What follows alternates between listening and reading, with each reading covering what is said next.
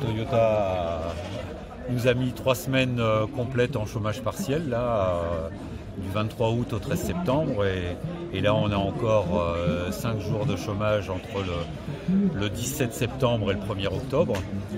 Alors ça veut dire des pertes de salaire pour les intérimaires, les CDD, les embauchés, les sous-traitants. Et ça, c'est pas acceptable alors que tous les prix montent. Et alors que Toyota a annoncé en un seul trimestre, en 91 jours, du 1er avril au 30 juin 2021, 6,9 milliards d'euros de bénéfices. Donc Toyota a largement les moyens de payer à 100% les salaires de tous. Bah oui, voilà, largement les moyens de payer, c'est sûr, avec tous ces milliards accumulés, elle devrait servir qu'à ça d'ailleurs. Et puis justement, dans la boîte, tous les ouvriers le disent, oui, c'est pas à nous de nous auto-payer. Nous, on n'en peut rien, des problèmes que la boîte, qu'ils ont créés eux-mêmes d'ailleurs, parce que c'est eux qui créent tous ces problèmes, c'est eux qui créent tout ça, et c'est de leur faute s'il y a cette pénurie en ce moment de semi-composants, et c'est de leur faute si d'ailleurs les autres problèmes, tout a été créé par eux. Et puis là, ils en subissent eux-mêmes les conséquences, et puis du coup là, ils nous demandent à nous de payer, quoi.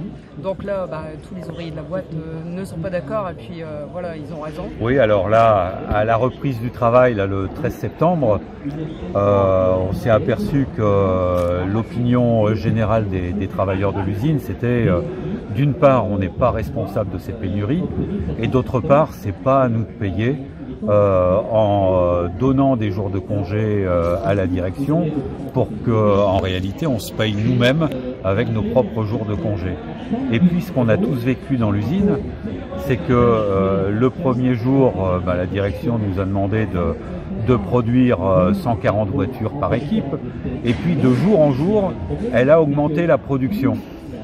Et c'est venu naturellement dans la tête de tout le monde de pourquoi augmenter la production, pourquoi en réalité ne pas répartir cette production sur 5 jours plutôt que de travailler à fond pendant 3 jours et puis après se retrouver 2 jours dans la semaine au chômage partiel avec des pertes de salaire. Et ça, progressivement, à force de le vivre tous dans les ateliers, c'est devenu l'opinion majoritaire chez les travailleurs de l'usine. Tous ces problèmes-là, dès qu'on est rentré, d'essayer de nous faire payer à nous, d'essayer de nous faire payer les jours où on ne devrait pas travailler, ça a permis de discuter, parce que tout le monde s'est rendu compte, on n'est pas responsable de la situation, et c'est pas à nous de payer.